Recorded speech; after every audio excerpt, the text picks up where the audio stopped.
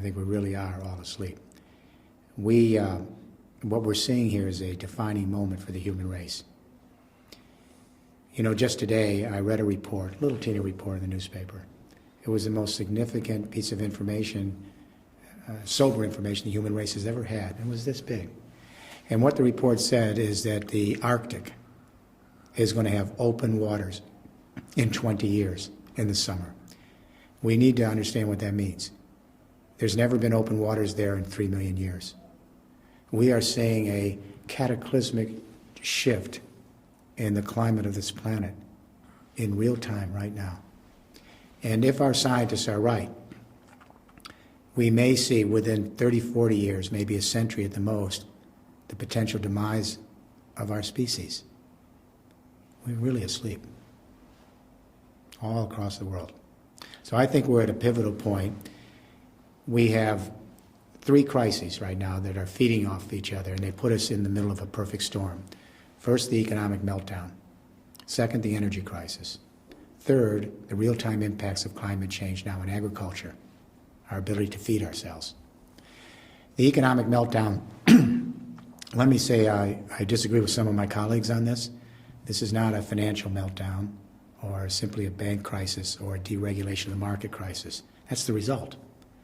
Unless we understand the crisis, we can't begin to understand the enormity of what we're presented with here. Here's what people have to know. President Obama's bailout program for the United States of America is $2 trillion. The total accumulated household debt in my country today is $15 trillion. We're broke. So the whole base of globalization, American purchasing power saves the world, it raises everyone's boat, it's over. This second industrial revolution is clearly on life supports. The technology's old, the infrastructure is old, the productivity is senescent. So that's crisis number 1. The second crisis that feeds off of that is energy, because the second assumption of globalization, cheap energy. So take your capital to cheap labor markets in Asia and elsewhere, let them produce the food and the manufactured goods and then ship it back, because energy's cheap. The problem is when oil went over $50 a barrel, something interesting happened. Inflation started to rear up from the food prices to petrol. When oil hit $147 a barrel in July of 2008, that's when the crisis hit. You'll recall the entire economic engine of globalization collapsed in July at $147 a barrel because the inflation was so high and all the prices, people stopped purchasing. Then the crisis hit 60 days later because you couldn't maintain that delusionary credit-based debt culture when the engine stops. Then the financial markets collapse 60 days later. They're connected. They're connected. And of course, what I think people need to realize is everything is based on fossil fuels. Our petrochemical fertilizers and pesticides for agriculture, almost all of our pharmaceutical products are fossil fuel based. Virtually all of our clothes, our power, transport, heat and light, all of our construction materials. The entire civilization was built off the carbon composites of the Jurassic Age. And now that price for oil is going up. Gas shadows oil, coal shadows gas, uranium all shadow each other. So when we hit 147 a barrel last year, the inflation was in all the prices across the supply chain. The engine turned off, energy prices went down because no one was using it. This is what I call peak globalization. We now know the outer limits of globalization based on these conventional energies. The energies are clearly sunsetting. I don't think anyone listening to me now believes that coal, oil, gas, and uranium are sunrise energies. They're sunsetting. The whole infrastructure built from them is on life support. And now the energy, when it hits 147 a barrel, that's the outer wall of globalization. It'll continue to collapse every time we get the price up that high. Crisis 3 is the real-time impacts of climate change. We're paying the entropy bill, not a metaphor. That spent CO2 is entropy, and the methane and the nitrous oxide. It is much worse than the public is being told. Much worse. But what I've realized in the last 30 years is we all got it wrong. We continue to underestimate the speed of climate change because we continued in our hubris not to understand the subtle feedback loops that trigger the next stage. It's moving so much faster than we thought. For example, when you look at the 4th UN climate change report in 2007, 2,500 scientists, 125 countries, it's light years different in its projections than the 3rd report in 2001. Because in 2001, we thought the glaciers were going to melt on our great mountain ranges maybe in the 22nd century. The fourth report in 2007 says they're melting in real time across every mountain range. And in the next 30, 40, 50 years, we'll lose over 60% of the glaciers. This is not about skiing. 1 out of every 6 human beings relies on those glaciers for their water, irrigation, sanitation. How do we repopulate a sixth of the world's population in 40 years? The third report in 2001, you'll recall, said, look to the Gulf of Mexico, we'll see more intense hurricane activity from the heating up of the waters and the planet by the 22nd century. The fourth report, Katrina, Rita, Gustav, and Ike, we are in real-time climate change. We've doubled the intensity of hurricanes, category 3s, 4s, and 5s. And actually, it's not academic. If you live on the Gulf Coast, from Florida to Texas, during hurricane season, every home has the weather dial, TV dial on. Is another hurricane coming? Is this it? Do we evacuate? They can't even get insurance anywhere on the coast for their homes.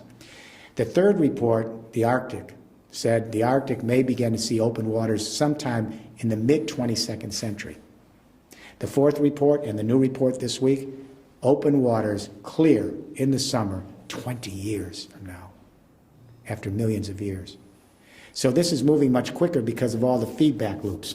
The projections now is a 3 degrees Celsius rise in temperature, but that's looking optimistic. But every parent should understand what 3 degrees means in this century. If we go up 3 degrees in this century, that takes us back to the temperature on Earth 3 million years ago. Human beings have only been here 175,000 years. We're the youngest species. If we go 2 to 3 degrees, and that's looking super optimistic, we'd have to radically change civilization. At 2 to 3 degrees, the UN Climate Panel reports, models show that we lose on the bottom end maybe 20-25% of all the plant and animal life on Earth. On the top end, wipeout, 70% of all the assessed species gone. Now, we have had 5 waves of biological extinction on Earth in the last 450 million years in the geological record. Every time there was a mass extinction, it took 10 million years to recover the biodiversity we lost. As my wife says, we're not grasping the enormity of this moment. It's eluding us. It's worse, and it's worse now than we thought it was a year ago. For example, in the fourth assessment report, they mentioned the permafrost as a potential problem in Siberia. No studies in. Now the studies are coming in, and we're terrified because Siberia is all covered with frost. Under the frost is a time bomb. It's all the carbon deposits from the pre-ice age, because that was a teeming grassland full of animal and plant life. And when the climate tips, it tips very quickly in a few years. It tipped way back when, and all that carbon was captured under the ice. The ice is melting across Siberia. Carbon is coming up as CO2, and on the lake beds, it's coming up methane, which is 23 times more potent.